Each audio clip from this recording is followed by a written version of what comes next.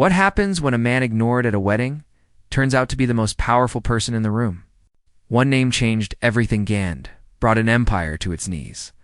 This is the story of Daniel Washington and how justice works when you least expect it. Stay until the end. This will change how you see power forever. The Grand Palace ballroom gleamed under crystal chandeliers, their golden light dancing across polished marble floors that reflected the elegance of 200 carefully curated guests. Women glided past in haute couture gowns that cost more than most people earned in a year, while men adjusted diamond cufflinks on custom-tailored tuxedos. This was the kind of wedding where every detail whispered wealth, where every moment was orchestrated to perfection, where everyone knew exactly where they belonged. Everyone except Daniel Washington. He arrived at precisely 6:15, stepping out of his modest sedan into the cool evening air. His suit was simple but impeccable, pressed to perfection. Navy blue with a crisp white shirt and understated tie. It was respectable, professional, appropriate for any formal occasion. But here, among the sea of designer labels and imported fabrics, it marked him as different. As he approached the entrance, other guests flowed past the security checkpoint with casual waves and warm greetings. But when Daniel reached the velvet rope, the guard's demeanor shifted instantly. "Excuse me, sir, do you have an invitation?" The question wasn't asked with curiosity, but with suspicion. Daniel reached into his jacket pocket and produced the elegant invitation, its gold edges catching the light, the embossed lettering spelling out Amanda and Robert's names in flowing script. The security guard took it carefully, as if handling evidence at a crime scene. He turned it over once, then twice, holding it up to the light, examining the paper quality, running his thumb across the embossing. Behind Daniel, 3 couples entered without being asked for anything at all. The guard finally, reluctantly, stepped aside with a curt nod that lacked any warmth. Inside the ballroom, Daniel paused to take in the scene. Round tables dressed in cream silk surrounded a gleaming dance floor. Ice sculptures shaped like swans guarded the champagne fountain. A string quartet played softly in the corner. It should have been welcoming, but the moment Daniel stepped fully into the room, he felt the shift. A woman mid-sentence with her companion simply stopped talking, her eyes following him with undisguised curiosity. A group of men in tuxedos near the bar turned to look, then subtly angled their bodies away. It was like watching ripples spread across still water. Wherever Daniel walked, a small bubble of empty space formed around him. People didn't make eye contact. They found sudden reasons to examine their phones, or adjust their jewelry, or engage in animated conversations with whoever stood nearest. Daniel spotted an empty table toward the back, 8 chairs surrounding white linens with no name cards in sight. He approached and pulled out a chair, but before he could sit, a middle-aged woman in a burgundy dress materialized beside him. "I'm so sorry, these seats are reserved for the groom's family." Her smile was tight, her eyes cold. Daniel glanced at the empty table, at the absence of any reserved signs, but simply nodded. "Of course, my apologies." He moved to another table. Same scenario? A different woman, a different excuse, the same underlying message. "You don't belong here." The third rejection came from a man who didn't even bother with pleasantries, just a firm shake of his head and a dismissive wave. By the 4th attempt, Daniel stopped trying. He found a single chair positioned awkwardly near the swinging doors, where waiters emerged with trays of hors d'oeuvres. A location so undesirable that apparently no one cared to claim it was reserved. From this vantage point, Daniel watched the celebration unfold. Waiters in crisp white jackets circulated with silver trays of champagne flutes, offering drinks with practiced smiles. One particular waiter, young with slicked back hair, passed Daniel's position for separate times. Each time, his tray was full. Each time, he looked directly past Daniel as if he were invisible. When Daniel finally raised his hand to signal, the waiter's eyes widened with what looked like panic. "Oh, I need to check if we have any available." He disappeared through the kitchen doors and didn't return for 20 minutes. During the ceremony, Daniel observed everything. The photographer gathered groups for pictures, calling out family names, organizing friends, capturing the joy of the occasion. Daniel sat 10 feet away and was never once invited to join a single photo. When guests mingled between courses, Conversations flowed freely all around him, but no one turned to include the man sitting alone. Then came the moment that changed everything. Amanda, the bride, radiant in French lace that must have cost a fortune, moved through the ballroom accepting congratulations. Her smile was brilliant, her laugh musical, her happiness seemingly complete. She worked the room like a practiced politician, air-kissing cheeks and squeezing hands. And then her eyes landed on Daniel. The transformation was instantaneous. Color drained from her face as if someone had pulled a plug. Her smile froze, then crumbled. Her hand extended toward the next well-wisher dropped to her side. For 3 full seconds, she stared at Daniel with an expression of pure horror. Then she turned sharply on her heel, murmured something to her bridesmaids, and walked in the exact opposite direction. Daniel watched it all with a calm that unnerved anyone paying close attention. His face remained serene, but his eyes told a different story. They held the quiet confidence of a man carrying a secret too powerful to reveal before its time. The patient certainty of someone who knew that every insult, every exclusion, every moment of casual cruelty was simply building evidence for something these people couldn't yet imagine. Strategic patience, not confrontation. That was the game he was playing, and he was winning. The DJ's voice boomed through the speakers with practiced enthusiasm, announcing the traditional godparents' dance. Couples rose from their seats, adjusting bow ties and smoothing gowns as they made their way to the gleaming dance floor. Daniel saw this as an opportunity to finally get something to drink. He had been sitting for nearly 2 hours without so much as a glass of water. The ornate bar stood against the far wall, backlit with blue LED lights that made the rows of premium liquor bottles glow like jewels. Daniel stood and began making his way across the room, weaving between tables. He was perhaps 15 feet away when 3 men in expensive tuxedos suddenly shifted position, forming a human barrier directly in his path. They appeared to be deep in conversation about stock portfolios and investment opportunities, their voices loud and animated. "Excuse me," Daniel said politely. One of the men, silver-haired with a Rolex that caught the light, glanced at him briefly. "Sorry, buddy, we're kind of in the middle of something here." The man turned his back, effectively blocking Daniel's approach. The other 2 men adjusted their positions, creating an impenetrable wall of tailored fabric and cologne. Their conversation continued without missing a beat, but their eyes remained alert, tracking Daniel's movements. He could push through, make a scene, demand access to a public bar at a wedding where he was technically an invited guest. Or he could do what he had been doing all evening, document the behavior and move on. He chose documentation. Daniel retreated and decided to use the restroom before attempting the bar again. The facilities were located down a marble hallway lined with gold-framed mirrors. A line of about 8 men stood waiting, chatting casually about the ceremony and the open bar. Daniel took his place at the end. What happened next was so subtle that if Daniel hadn't been paying attention, he might have missed it.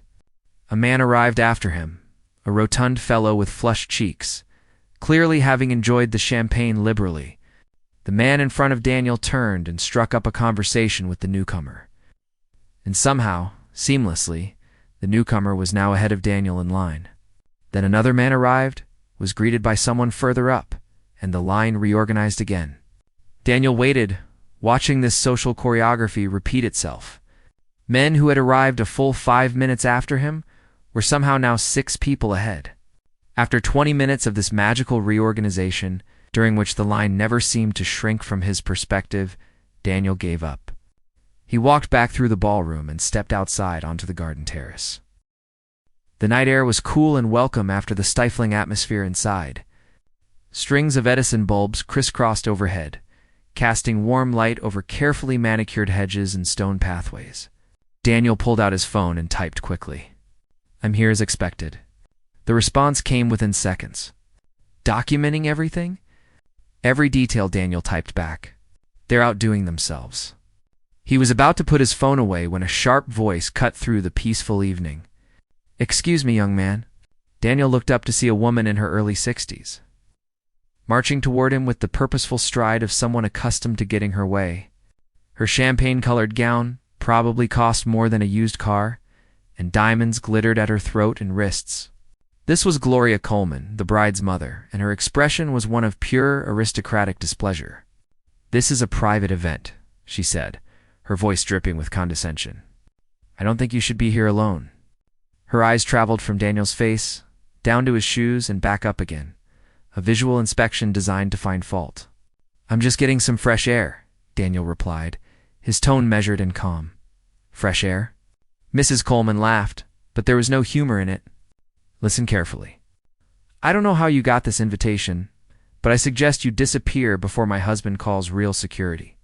She emphasized the word real, as if the security guard at the door had been merely decorative. "We know everyone in this town, and you definitely don't belong in our circle." The words hung in the air like poison. Our circle. The implication was crystal clear. Daniel kept his hands relaxed at his sides, his breathing even. "I understand your concern." "My concern?" Her voice rose sharply. "My daughter is having the most important day of her life, and I won't allow it to be ruined by people like you." People like you. There it was, the phrase that carried centuries of ugly history in just 4 simple words. Before Daniel could respond, he noticed movement behind Mrs. Coleman. Other guests were drifting onto the terrace, drawn by the rising voices. Within moments, a small crowd had formed. Margaret Whitfield, a woman Daniel recognized from his research as a prominent local developer, approached with a smile that never reached her cold eyes. "Problems here, Gloria?" Margaret asked. Though she was already looking at Daniel like he was something unpleasant, she'd stepped in. "Just clarifying a few things about invitations and social propriety," Mrs. Coleman replied. Daniel watched as the group expanded. 8 people now formed a loose semicircle around him, their body language creating a wall of exclusion. He had seen this pattern before in his work, this instinctive circling of the wagons when privilege felt threatened. Margaret addressed Daniel with the kind of exaggerated patience one might use with a slow child. "You know, sometimes people get excited when they receive invitations to sophisticated events. But it's important to know your limits. You understand what I mean?" She tilted her head, waiting for him to acknowledge his place in her imagined hierarchy. Before Daniel could respond, a new voice called out, "Mom, what's going on here?" The groom, Robert Coleman Jr., stepped onto the terrace looking for his mother-in-law. He was tall, conventionally handsome in that generic way of men born into money, his tuxedo custom-fitted to perfection. He stopped abruptly when he saw the confrontation, his eyes moving from his mother-in-law to Daniel. "Nothing much, dear," Mrs. Coleman said quickly. "Just advising this young man on social etiquette." Robert stared at Daniel, his brow furrowing. "I know you from somewhere." The silence that followed seemed to stretch forever. Daniel maintained eye contact, his expression neutral, but his gaze intense enough to make Robert take an unconscious step backward. "I don't think we've met," Daniel said quietly. "Are you sure?" Robert pressed. "Your face is really familiar." Mrs. Coleman's hand shot out to grip her son-in-law's arm.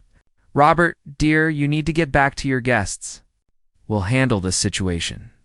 But Daniel had already seen what he needed to see. The flicker of recognition in Robert's eyes, the barely concealed panic in Mrs. Coleman's voice. Through the glass doors, he could see Amanda in animated, almost frantic conversation with her bridesmaids, her hands gesturing wildly. The official photographer approached the terrace doors, spotted Daniel, and actually made a shooing motion with his hand. "Would you mind moving? You're creating visual interference in my shots." Visual interference. Daniel smiled then, for the first time all evening. It wasn't warm or friendly. It was the smile of a chess player who had just maneuvered his opponent exactly where he wanted them.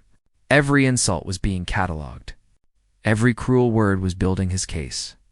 And these people had no idea that their own prejudice was constructing the evidence that would soon destroy everything they had built. Daniel stepped back from the growing crowd on the terrace, his hand moving with practiced subtlety to the inside pocket of his jacket. What he withdrew looked like an ordinary pen, but it was actually a high-grade digital recorder, the kind used by investigative journalists and legal professionals who needed crystal-clear audio in challenging environments. He had activated it the moment he entered the ballroom 3 hours ago, and it had been capturing every word, every insult, every moment of systematic exclusion in perfect high-definition sound. He glanced down at his phone. the screen showing a battery indicator that confirmed the device was still recording flawlessly. His fingers moved quickly across the screen, typing a message to a contact saved simply as David, exactly as expected, maybe worse. The reply came within seconds. Still documenting? Every second, Daniel typed back. They're outdoing themselves. David Peterson wasn't just a colleague. He was Daniel's law partner at Morrison & Associates, one of the most respected civil rights litigation firms in the entire state. Together, they had spent the last 8 months building a case that would dismantle a network of housing discrimination so systematic, so carefully concealed, that it had operated unchallenged for nearly a decade. And tonight was the final piece of evidence collection? The opportunity to document in real time how these people truly behaved when they thought they were among their own kind. Before Daniel could put his phone away, a new presence entered the terrace, and the energy shifted immediately. The crowd parted instinctively, creating a pathway for a man who commanded respect through sheer force of decades-old authority. Colonel Harrison Coleman was 72 years old, but he moved with the rigid posture of someone who had spent 50 years in military service. His silver hair was cut in a precise crew cut. His tuxedo bore a small American flag pin on the lapel, and his eyes held the calculating coldness of a man who had built an empire on principles he called traditional values. Young man. The words weren't a greeting. They were a command, delivered in a voice that had once ordered troops into position. My wife has informed me of your inappropriate presence at our family event. Daniel turned to face the colonel directly, and instead of the intimidation or deference the old man clearly expected, he stood with a calm self-possession that seemed to catch the colonel off guard. Colonel Coleman, it's an honor to meet you in person. The response was respectful, but not subservient, the tone of an equal rather than a subordinate. The colonel's eyes narrowed. There was something about the way Daniel held eye contact, the way he didn't shift his weight or look away, that deeply unsettled him. It was a composure the colonel recognized from his own officer corps, the quiet confidence of someone who held information that shifted the balance of power, honor, the colonel repeated with disdain, is earned through service, sacrifice, and contribution to society. It is not earned by intruding where you don't belong. I completely understand your perspective, sir, Daniel replied evenly. The articulate, measured response seemed to frustrate the colonel, more than defiance would have. Mrs. Coleman seized the opportunity to press forward. Where exactly do you know our Amanda from? The question was sharp, demanding. Daniel paused deliberately, letting the silence stretch until it became uncomfortable for everyone watching. Our history is complex, he said finally. Some chapters are best left for more appropriate moments. The carefully chosen words were ambiguous enough to suggest scandal, but specific enough to send alarm through anyone who knew Amanda's past. Across the ballroom, visible through the glass terrace doors, Amanda stood frozen near the elaborate wedding cake. Her face had gone pale, and she was speaking frantically to her 2 bridesmaids, her hands gesturing in barely controlled panic. Every few seconds, her eyes darted toward the terrace toward Daniel, way away, as if eye contact alone might detonate whatever bomb he was carrying. Margaret Whitfield stepped closer, her patience clearly exhausted. Colonel, this has gone on long enough. This young man is clearly disturbing the peace. I think it's time for more direct measures. What kind of measures did you have in mind? Daniel asked, his tone almost academic. The kind that people like you should understand, Margaret said, her smile cruel and satisfied. A call to the police for trespassing. A criminal background check. Perhaps a thorough investigation into how exactly you obtained that invitation? Daniel nodded slowly as if genuinely considering her suggestions. Investigations are really useful tools, he agreed. Sometimes they reveal fascinating information about all parties involved. Not just the person being investigated, but also the people doing the investigating. The subtle shift in his phrasing, the emphasis on all parties, created a ripple of uncertainty through the group. You know what? The colonel said, pulling out his phone. I'm calling Sheriff Martinez right now. Frank owes me more than a few favors, and I'm sure he can find a perfectly legal reason to remove you from this property. Sheriff Martinez, Daniel repeated, and something in the way he said the name. A knowing familiarity made the colonel's hand freeze mid-dial. Interesting choice of contact. The implication was clear to anyone paying attention. Daniel didn't sound worried about Sheriff Martinez. He sounded like someone who knew exactly who Martinez was, what favors he owed, and possibly what crimes he had committed to end up in the colonel's debt. At that moment, Amanda could no longer remain a spectator to her own unraveling. She gathered her elaborate wedding dress in both hands and marched across the ballroom with forced determination. Guests parting before her like water before a ship's bow. "Mom, Dad, stop this immediately." Her voice tried for authority, but landed somewhere closer to desperation. "Amanda, dear Mrs. Coleman," began. I know exactly what you're doing and it's embarrassing." Amanda cut her off. She turned to Daniel, her smile brittle and fragile as spun glass. "Daniel, thank you for coming. It was unexpected, but I appreciate the gesture." The public acknowledgement shocked her family into momentary silence. "Now please," she continued, addressing the gathered crowd, "Daniel is an old acquaintance from law school. We studied together at the university. Just a misunderstanding." The lie was smooth and immediate, but it was also verifiably false. Daniel had never attended the same university as Amanda, a fact she knew perfectly well. But desperation makes people sloppy, and Amanda was drowning.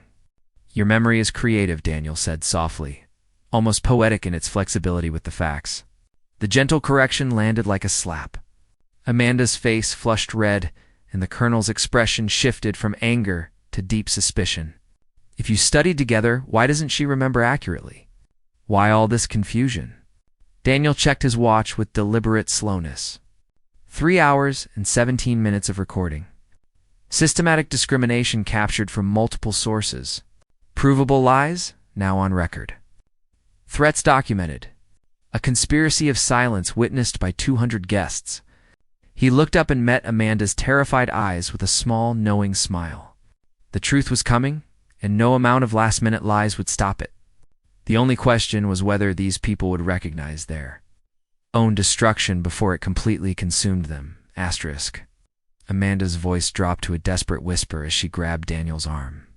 "Maybe we can talk privately about this. There are things you don't understand. Context that..." Her plea was cut short by her father's thundering voice. "Enough of this nonsense." Colonel Coleman's face had turned a deep shade of red, veins visible at his temples. "Sheriff Martinez," he bellowed toward the entrance, "get in here now and remove this individual from my family's event immediately." The sheriff had been standing near the main entrance, supervising security as a personal favor to the Coleman family. He moved quickly through the crowd at the colonel's summons, his hand already moving toward his radio to call for backup. But when Frank Martinez stepped onto the terrace and his eyes landed on Daniel, every ounce of color drained from his face. His confident stride faltered. His hand froze mid-reach. "Sir," he stammered, his voice cracking with unmistakable fear. "Advocate General Washington." The title hung in the air like a grenade with the pin pulled. The silence that followed was absolute and suffocating. Even the string quartet inside seemed to stop playing. Though that might have been everyone's imagination, struggling to process what they had just heard, Daniel Washington reached into his jacket with calm deliberation and withdrew a leather credentials case. He opened it slowly, holding it up so the crowd could see the golden badge and official identification card. Daniel Washington, Advocate General of the United States Department of Justice, Civil Rights Division. Federal authority over all civil rights prosecutions in this jurisdiction. The credentials passed from hand to hand through the stunned crowd, each person examining them as if they might be forgeries. But the weight of the badge, the holographic seals, the official photographs all confirmed the impossible truth. Margaret Whitfield's voice came out as barely a whisper. "That's impossible. You're too young. You're black." Daniel completed the sentence for her calmly. "Yes, I am. I'm also the person who has been responsible for every federal civil rights investigation in this state for the past 3 years. And I've been investigating your family's business practices, Mrs. Coleman's real estate development firm, and Miss Amanda Coleman's role in systematic housing discrimination for the past 8 months. Asterisk. Amanda's legs gave out and she collapsed into the nearest chair. her expensive wedding dress pooling around her like a deflated parachute. "Daniel, please," she whispered. "Please what, Amanda?" Daniel's voice was no longer gentle. It carried the full weight of federal authority now. "Please don't reveal how you falsified evidence in the Harrison versus Department of Housing case 3 years ago. Please don't mention the $200,000 in bribes you accepted from Whitfield Construction to bury discrimination complaints. Please don't discuss how you personally destroyed the lives of 17 black families by drafting contracts specifically designed to keep them out of Coleman housing developments." Robert Jr., the groom, stared at his bride with absolute horror. "Amanda, what is he talking about? What families? What bribes?" Daniel continued relentlessly, pulling documents from his briefcase. As in-house counsel for Coleman Enterprises, Miss Coleman personally wrote clauses requiring cultural compatibility assessments and community standards reviews. Language your own internal emails describe as keeping undesirable elements out of premium properties. Undesirable elements being a euphemism for African American and Latino families at that moment. The terrace doors opened and federal agents began entering the ballroom. Not 2 or 3, but more than a dozen FBI agents in dark suits and bulletproof vests. Their badges clearly visible, moving with practiced efficiency to quietly surround all exits. Guests gasped and pulled back, creating space as the agents took positions. "Colonel Harrison Coleman," Daniel announced formally. "You are under federal investigation for violations of the Fair Housing Act, conspiracy to deprive citizens of their civil rights, and money laundering through Coleman Enterprises." Margaret Whitfield. "Your construction company is under investigation for discriminatory hiring practices and fraudulent use of federal housing development funds. And Amanda Coleman, you have the right to remain silent. Anything you say can and will be used against you in a court of law." "No." Amanda's scream was pure desperation. "Daniel, we had a deal. You said if I cooperated, if I gave you information." "You had 3 years to cooperate voluntarily," Daniel interrupted coldly. "Instead, you chose to marry into the very family you were supposed to be helping us investigate. Changed your last name and attempted to bury evidence. That's called obstruction of justice. And it carries its own federal charges." 2 female FBI agents approached Amanda with handcuffs.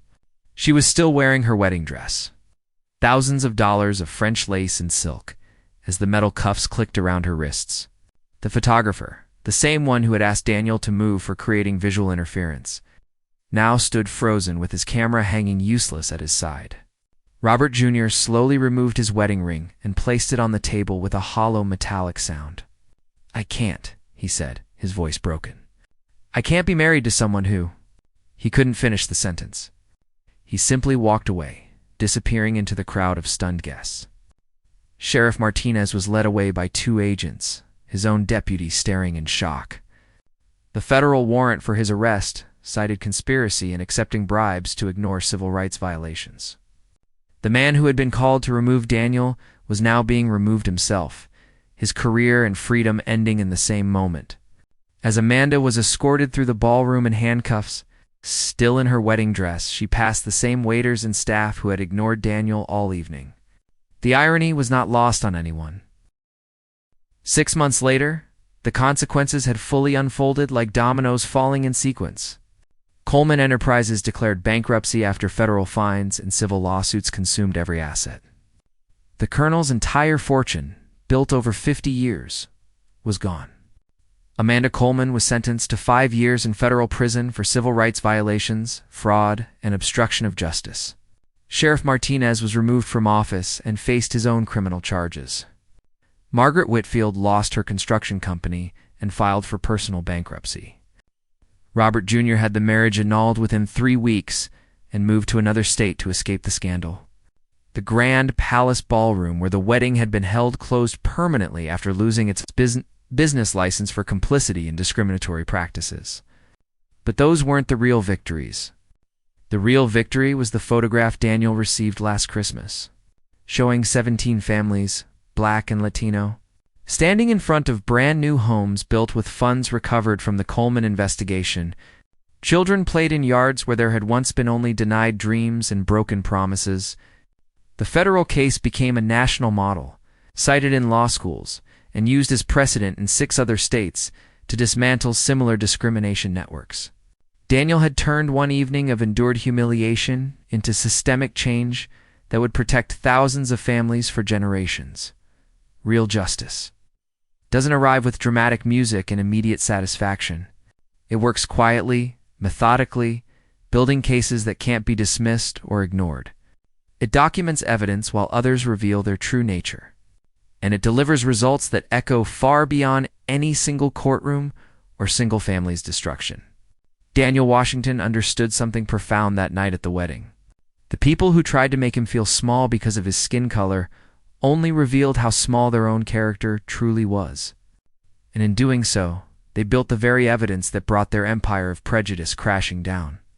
If this story moved you, if you believe that patient perseverance can transform injustice into lasting change, subscribe to this channel for more true stories of courage, dignity, and justice that works even when no one is watching.